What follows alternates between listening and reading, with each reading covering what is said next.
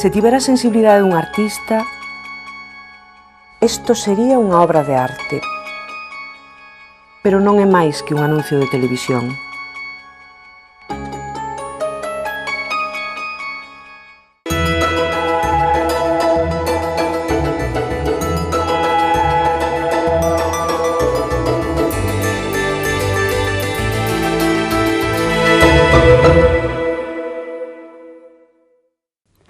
Ha ido esquematizando su trabajo en beneficio del dibujo. De él queda simplemente el grafismo de una línea, la belleza de un simple trazo desplegado por el espacio.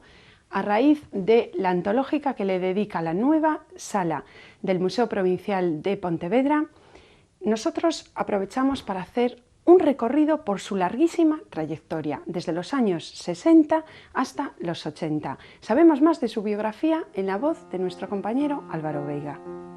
Manuel Ruibal nació en Pontevedra en 1942. Es artista vocacional con una infancia marcada por la escasez económica y duras contrariedades familiares. Con 19 años viaja a Madrid buscando nuevos horizontes artísticos. Allí se deja seducir por el Museo del Prado y por las nuevas propuestas plásticas del Grupo El Paso y de Manuel Viola. En el 68 realiza su primera exposición individual en Murcia tras haber estado en París. Retornará a Pontevedra, donde instala su estudio y alterna su estancia con numerosos viajes al exterior, como Roma, donde se establece temporalmente. Entre la década de los 80 y 90 investigará nuevas técnicas. Su pintura se desmaterializa y el gesto cobra importancia. La naturaleza también. En la Casa de la Parra tuvimos ocasión de ver una espectacular exposición de árboles con paisajes quemados.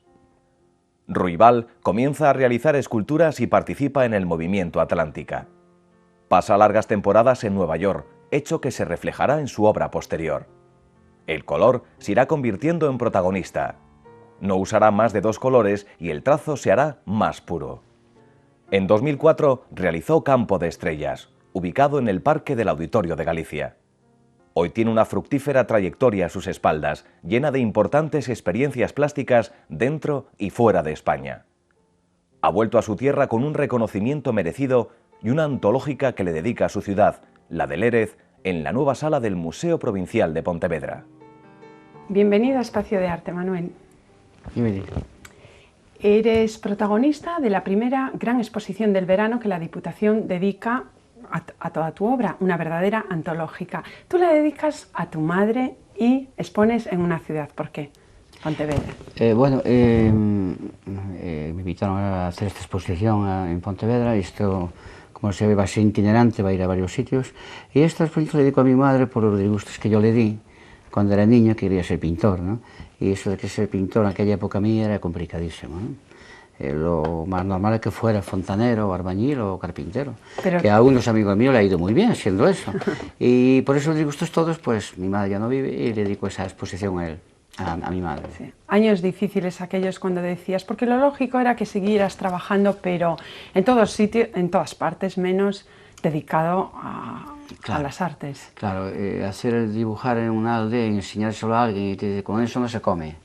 Claro, pero yo sí que sabía que se iba a comer con eso. Y no hizo otra cosa en la vida más que ser pintor. Sí. De hecho, pronto ya, jovencito, te coges tu macuto y te pones en Madrid, ¿no? Sí. Y te dedicas a visitar el Museo del Prado. Bueno, como casi todos los artistas que se querían hacer un hueco, era el epicentro de toda formación. Claro, yo vivía en Porranes, marché con 17 años, con un macuto, así del estilo que hacen los maletillas, ¿no? Que quieren ser toreros. Y en el año 60, siempre dice el 61 y luego mi hija me dijo, no, tuvo que ser en el año 60, porque yo tenía 17 años. Y bueno, allí me empapé de la pintura del Museo del Prado, yo después fui viendo pintura más contemporánea, me empezó a gustar la pintura así más moderna, y después en el 66 me marché a París en autostop, 3 veces fui a París en autostop. Y yo quería ser pintor por encima de todo, y bueno, ahora resulta que aquí en esta exposición antológica, que comienza en el año 66, hasta el 8. Este año no trabajé casi nada. Se puede ver un poco mi trayectoria, dibujos antiguos y cuadros antiguos, que tienen pues 45 años o una cosa así. Y me dio mucha alegría verlos porque Alguno de ellos no lo había visto de lo que había hecho yo en Murcia, más concretamente de Murcia en el año 86. Y ahora está colgado ahí. Esa es una gran alegría ver un cuadro tuyo después de 43 o 44 años. ¿Y cómo se ven los de los años 60, 70, 80? Bueno, de todas maneras yo tenía la idea de que esos cuadros que fueron pedidos, otros no se pidieron porque no lo veía con calidad suficiente. Yo sabía que tenían calidad, pero no creí que iban a ser tan buenos porque quedé muy contento. Tenía mi duda, no sé si este cuadro va a tener interés para una antológica, y luego al verlo sí que... Buen comisario, sí. Tomás Paredes. Sí, Tomás Paredes. Y o sea que hay coleccionismo, están representado coleccionismo público, coleccionistas particulares que han dejado la obra. Sí, vinieron obras de Bilbao, San Sebastián, de Murcia, Madrid, de Portugal, vinieron de bastantes colecciones. Porque, sí, bueno, sí. por tu itinerancia, porque mucho te has movido, ¿eh? Sí. Murcia, Alicante, Mallorca, Sí, Nueva York, sí, París, Roma... He vivido en muchos sitios, sí. Viví en Madrid en el año 60 hasta que vine a hacer el servicio a Pontevedra, marché a París, viví en Roma, en Nueva York, Palma de Mallorca también, ya casado con hijos. En fin, ando un vagabundo por ahí adelante, un poco de vagabundo de un lado para otro. Sí. ¿Y en qué repercutió, por ejemplo, en la ciudad de Nueva York? Vemos esas formas longitudinales. Los rascacielos han tenido mucho que decir en tu obra, ¿verdad? Bueno, sí, no cabe duda. El diseño influyó mucho en mí, ¿no? Y la verticalidad de Nueva York también influyó, sobre todo en escultura más que en pintura, ¿no? Yo empecé a hacer esas esculturas, había hecho en el año 82, 84, había hecho unas esculturas en bronce, ¿no? No muchas, pero esas esculturas colosales de grandes, eso fue un poco influenciado por los rascacielos de Nueva York. Que vendrán después, porque antes nos has dejado una amplísima obra pues, de corte figurativo y figurativo lírica. Sí. Lírico. Ahí tenemos la Venus de Pontevedra, por ejemplo. Sí, la Venus de Pontevedra, hay dos retratos de mi mujer también, del año 72. Era una pintura así un poco influenciada por la pintura francesa. Yo había vivido allí, un poco de Matisse, a veces algún pelín de Modigliani que casi nadie lo nota, pero sí había influencia de muchos artistas que a mí me gustaban y me siguen gustando. También se nota la influencia de Nonel. Sí, bueno, los dibujos de Nonel, sí, por los años 70 y 73 había visto una exposición de dibujos de Nonel y me había quedado impresionado.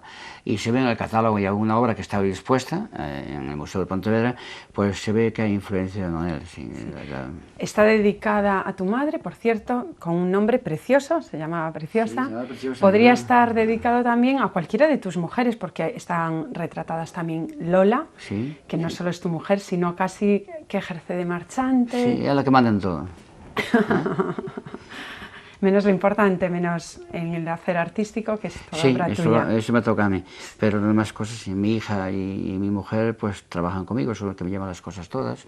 Esta exposición esto da muchísimo trabajo, porque esta va a ir a la Fundación Gabarrón de Valladolid, va a ir al Centro de la Villa de Madrid, que se inaugura el día 8 de abril, el año que viene.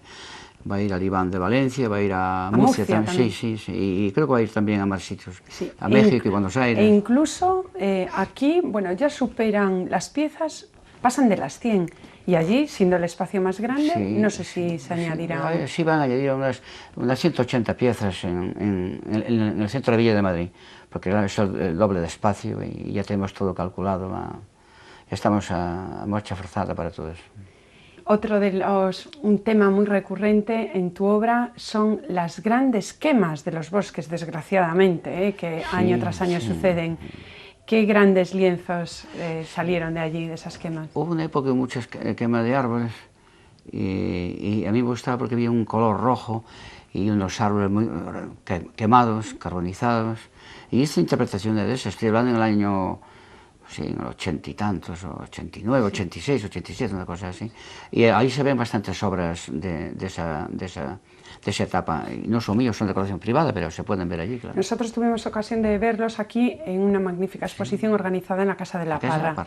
Sí, hace años, sí. Pero también como vistas de la Lanzada, del mar. Sí, esa es una etapa un poquito interior, esa del rompiente de las obras de San Vicente y la Lanzada, una pintura así un poco negra, esas noches de rompientes, eso es un poquito antes, 74, 75, 76. Dibujos más oscuros, coloridos más oscuros en esos primeros años 70. Sí, más influenciado oscuro, a lo mejor por la dura vida de tus inicios, que realmente fueron duros. Bueno, a veces los críticos hacen unas comparaciones así, y quizá tengan alguna razón, porque yo a veces me pregunto, bueno, ¿esto por qué tiene que ver esto conmigo? Aquello yo creo que no, pero es posible que sí, que yo piense que no, y luego de verdad que sí.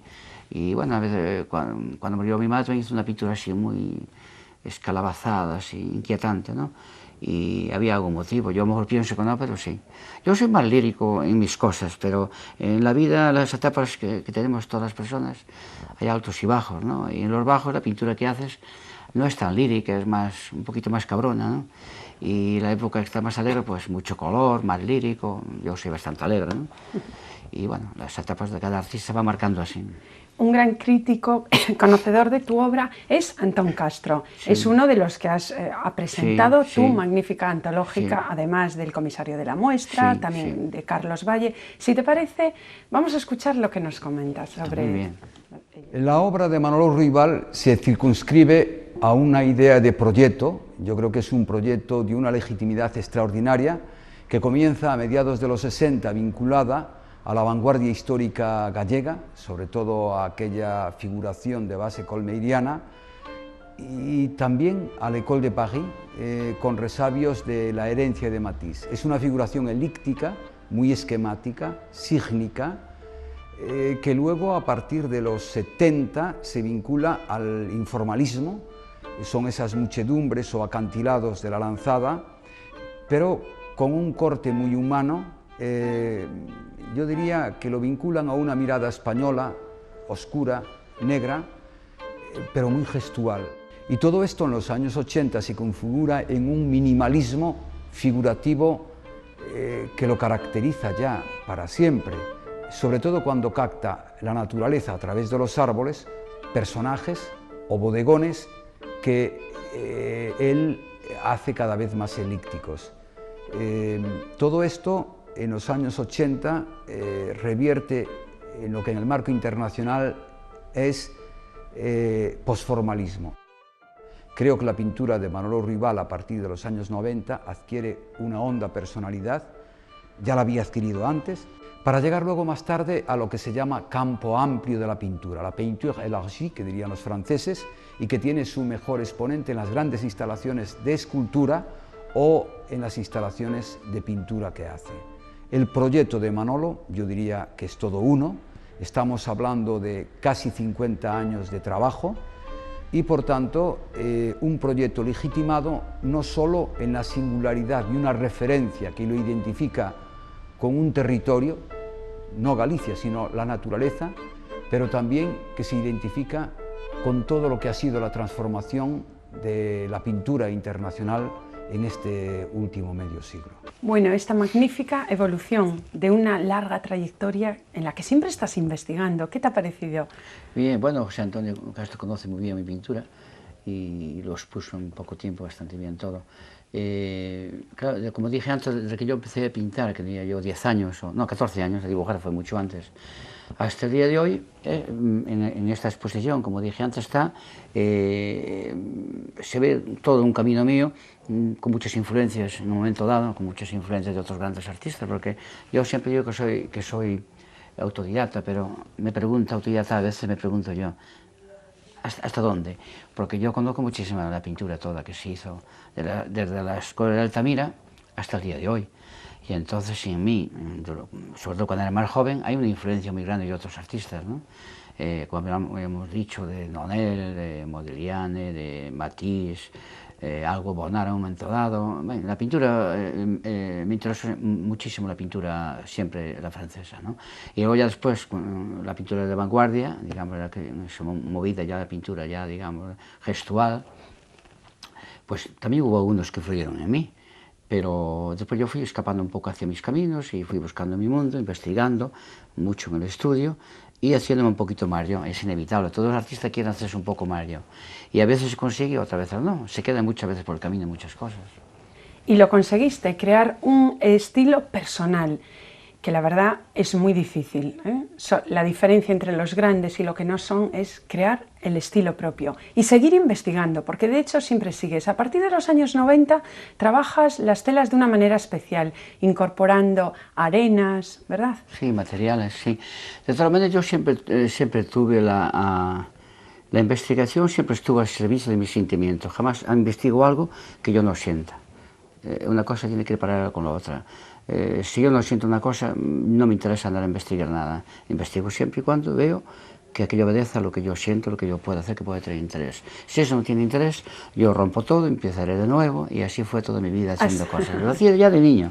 Eso de romper era muy, muy hermoso. Muy hermoso. O sea, que has roto y roto. Sí, ¿Y de dónde salieron esos grandes menhires, esas piezas fantásticas? Hablaremos a continuación de los 8 grandes monolitos que tuvimos la oportunidad de ver en el Campo de Estrellas, con ocasión del... Sí, el Chacobeo 4, en el 2004. Sí. Aquí estuvieron 6 meses expuestas, aquí en el Campo de las Estrellas. Sí. Qué pena que nos hayan quedado. Sí, no hubo acuerdos y no. Ahora andan por todos lados, ¿no? Están algunos en Murcia, en Madrid, en Oporto, en Cascais. Bueno, pero ya pertenecen a un coleccionismo particular. Sí, son particulares, sí. Ha sido una pena, porque esos hitos un conjunto muy bonito. Ese color. Esas lajas creo que han salido del río Lérez.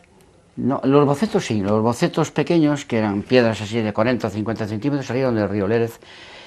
Pero ya los grandes son las grandes excavadoras, paliadoras, en el Mosteiro, en Caldas, por ahí en un lado y otro, sí, en Godos. Y entonces ya esas son piedras, claro, yo una vez vi a un palista que llevaba una piedra que tenía 7,30 de largo por 1,40 de ancho. Parecía una baguette de ese pan francés de grande, tan bonita. Pesada, y eso se parecía a los bocetos que yo estaba haciendo en casa. Y ese fue el motivo de yo darle vuelta, montar una nave, empezar a pintar esos monstruos de grandes. Tengo alguna piedra que son 78 toneladas. Madre mía, sí. Y eso seguramente, esas grandes moles, ha hecho lo que te asientes en Pontevedra, ¿no? Porque de otra manera yo creo que seguirías itinerando por el mundo adelante. Yo andaba de un lado por otro, como bien sabes, y esas piedras siempre tiene que asentarlas. Yo no podía construir ese mundo todo con ese bicharracazo de piedras en Nueva York o en Murcia o en Madrid, porque es carísimo todo, y aquí es mucho más asequible.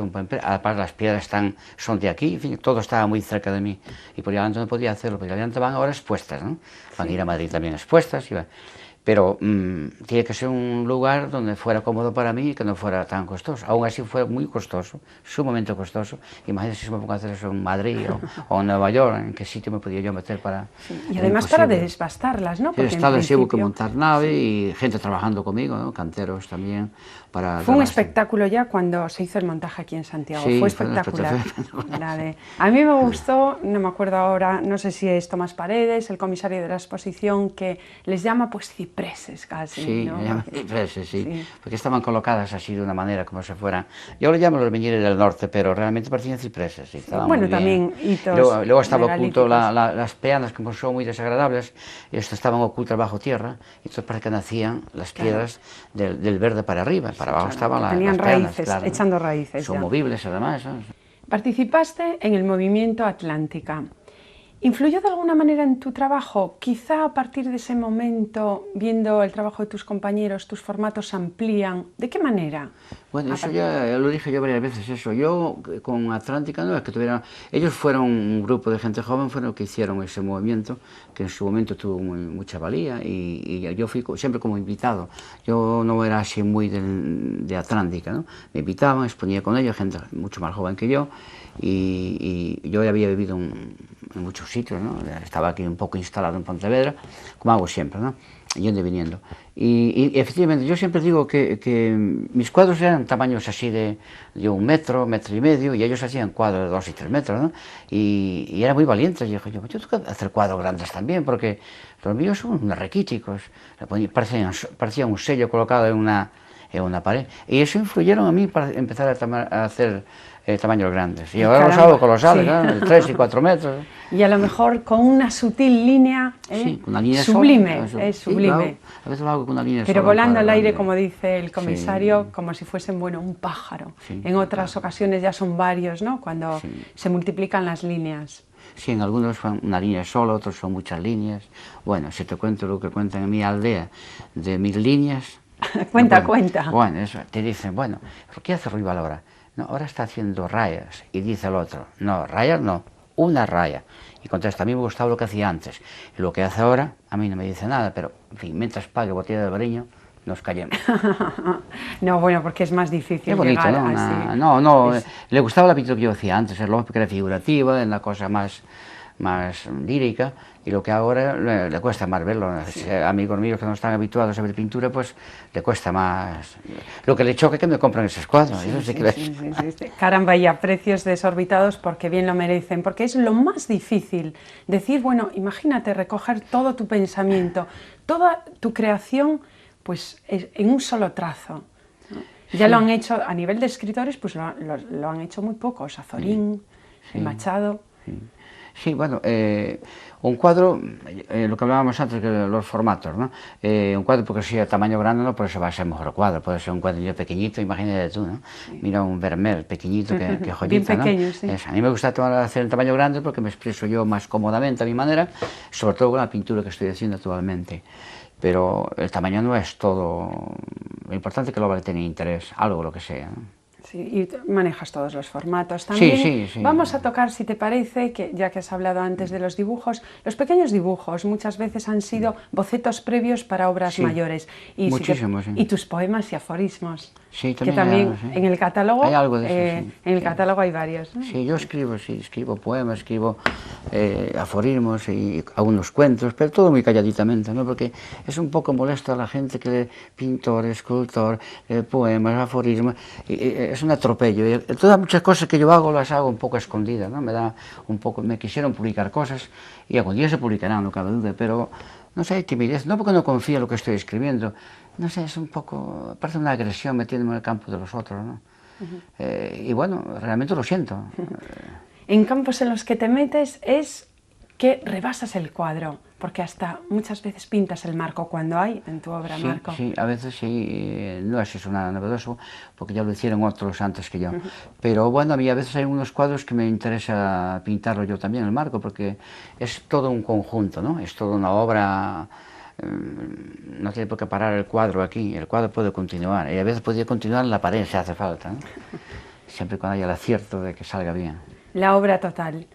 Y ahora estás, bueno, no hemos hablado, porque está incluido algún bodegón, pero también de vez en cuando haces la animalística, pero ya esto, bueno, la animalística no está presente aquí.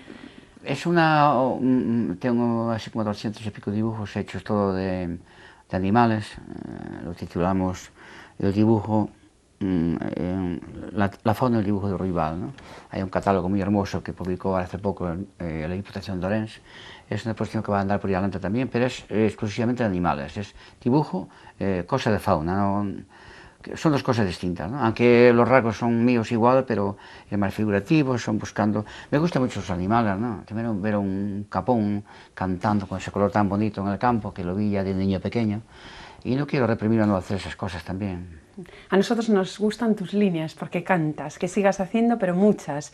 Y si te parece, emplazamos al público a que no se pierda la exposición porque ya queda poco tiempo. Sí, porque se inauguró el 29 de mayo y termina el día 5 de julio. Sí. Pues de verdad no dejen de verla porque es una magnífica antológica.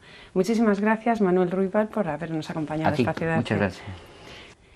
Una obra que ha ido derivando hacia composiciones más ligeras, sutiles, de rasgos rítmicos, desplegados por el espacio en fondos totalmente neutros. Una gran antológica que pueden ver en la nueva sala del Museo Provincial de Pontevedra, nada más y nada menos que desde el año 66 hasta el 80. No dejen de visitarla. Nosotros nos vemos aquí la semana que viene y como siempre para seguir hablando de arte. Hasta entonces. Se tivera a sensibilidade dun artista, isto sería unha obra de arte. Pero non é máis que un anuncio de televisión.